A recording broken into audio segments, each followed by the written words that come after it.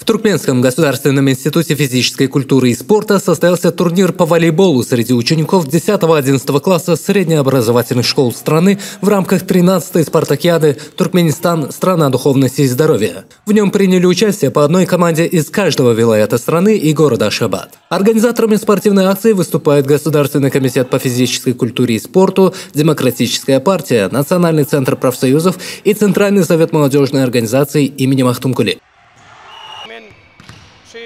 Tağdından ve ruh velettin atlı 10. Spartakiyada öl toparım bilen, mektebi bilen gatnaşyan. Bundan öň vilayet tapkırlar bolly, onu birinji ýerlik, şunam döwlet tapkyrına gatnaşýar. Biz şu ýarşa gatnaşmak üçin 6 ay öňden taýinlenip başladyk. Турнир проходил по системе раунд-робин, где каждая команда должна была сыграть с каждой в ходе турнира. За победу начислялось 1 очко. Tekirdelbäri sportyň voleybol görnüşi bilen meşgullanýan. Toparmyzda uly tejribe topladymy küçükler köp. Täze topar agzalarymyz hem çap oýnymyza uýgunlaşdyrýar. Bir-birimiz bilen düşünişip gowy oýun görkezýär. Победителями стали школьники Либавского вилаята с 9 очками, серебряного приза удостоилась команда Ахалского вилаята с таким же набором очков, бронзу завоевали столичные юные волейболисты с 6 очками.